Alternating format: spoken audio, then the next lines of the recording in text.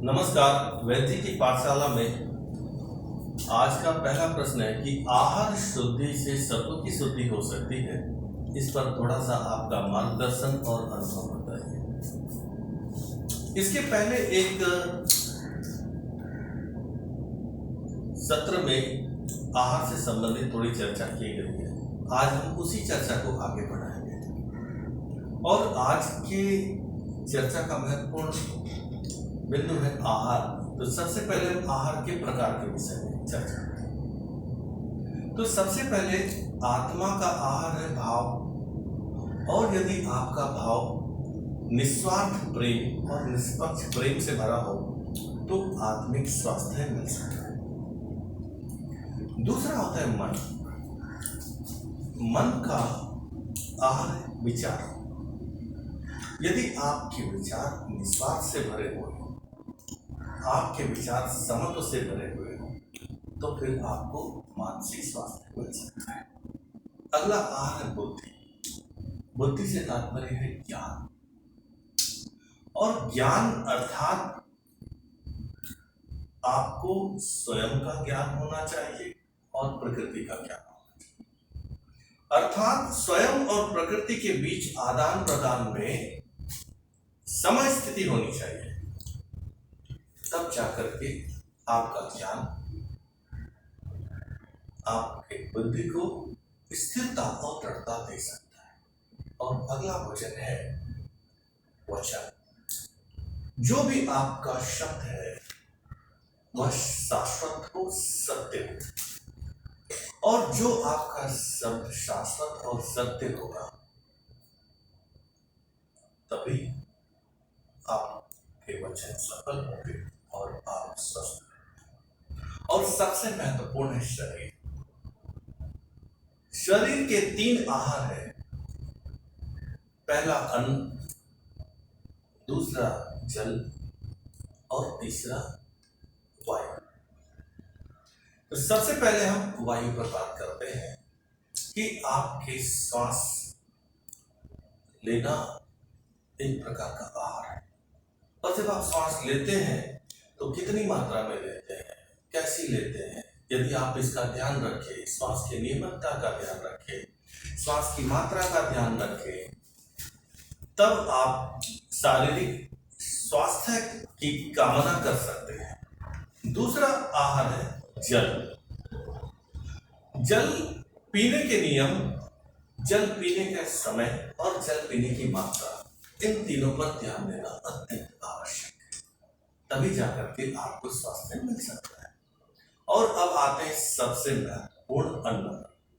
अन्न के विषय में कहा गया है कि जैसा खाए अन्न वैसा बने तन और मन। तो अन्न कैसे खाना चाहिए, इस पर हम थोड़ा सा चर्चा करेंगे। तो अन्न खाने का सबसे पहला जो है विचार ये है कि हम जो भी भोजन करते हैं वह श्रम से कमाया हुआ होना चाहिए। किसी से झूठ बोलकर धन अर्जित किया है, किसी का अधिकार लेकर धन अर्जित किया और उससे खरीदा हुआ भोजन यदि हम सेवन करते हैं तो फिर वो शरीर को स्वास्थ्य देगा या नहीं, इस पर विचार करना। तो ऐसी धारणा बन गई है कि शरीर में ये रोग है, शरीर में वह रोग है, हम इस विधि को ढूंढते, उस विधि को ढूंढते।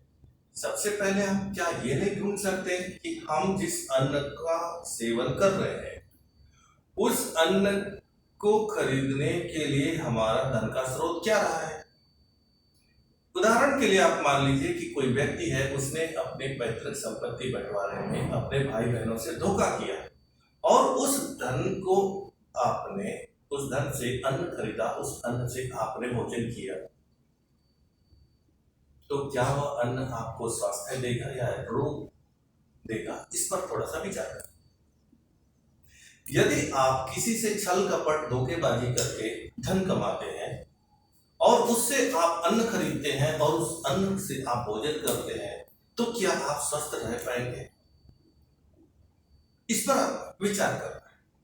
और सबसे महत्वपूर्ण बात यह है कि यदि आप किसी ऐसे असाध्य रोगी को देखें जिसका कोई रोग ठीक ही नहीं हो रहा हो, बार बार बीमार पड़ता हो, तो ऐसे व्यक्ति की आप इतिहास को थोड़ा सा अध्ययन कर लें। हो सकता है कि उसके द्वारा ग्रहण किया गया अन्न कहीं ना कहीं दोष युक्त मार्ग से आया हुआ। अब यहां पर चिंतन का विषय एकमात्र है कि यदि आपको स्वस्थ रहना है तो श्रम से कमाए हुए धन से खरीदे गए अन्न का ही सेवन करना चाहिए।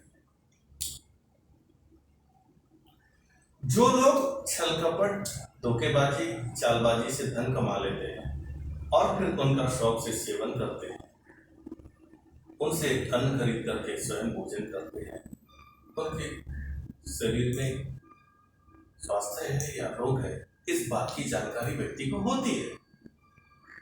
प्रत्येक व्यक्ति को अपने कर्म के विषय में ज्ञान होता है, पर वो ज्ञान को छिपा करके रखता है। लेकिन एक समय ऐसा आता है कि उस व्यक्ति को स्वयं की खोज करनी होती है, और जब स्वयं खोज करते हैं तो पता लगता है कि अन्न से ही तन बना है, तो अन्न गलत मार्ग से कमाए हुए धन से आया हुआ है, तो फिर शरीर में रोग भी होना स्वाभाविक सी बात है। एक छोटी सी बात मैंने आपसे यहाँ पर रखी है। मेरा जो चिंतन था विचार के माध्यम से स्वयं की खोज करने का। तो आप स्वस्थ व्यक्ति के जीवनचर्या को देखें और रोगी व्यक्ति की जीवनचर्या को देखें। एक व्यक्ति दुखी है, रोगी है, उसके जीवन के इतिहास को देखें कि उसके द्वारा कमाए गए धन का मार्ग क्या रहा है, वो भोजन किस प्रकार के धन से करता है। एक व्यक्ति स्वस्थ है, उसके द्वारा कमाए गए धन का मार्ग क्या है और उसका भोजन किस प्रकार से धन से आता है। तो ये जो बातें बड़ी गहरी होती है, व्यक्ति एक दूसरे को बताते नहीं है। प्रत्येक व्यक्ति को मालूम होता है कि मैं धन कैसे कमा रहा हूं और मैं कैसे किस धन से भोजन कर रहा हूं। एक छोटी सी बात है, चर्चा का विषय यही समाप्त करते हैं। यदि किसी को मेरे किसी बात से ठेस पहुंची हो, इसके लिए मैं क्षमा प्रार्थी हूं। मेरा उद्देश्य केवल स्वयं की खोज करना है और उसके लिए लोगों को जागरूक करना है। इन्हीं शब्दों के साथ आज की छोटी सी चर्चा यही समाप्त।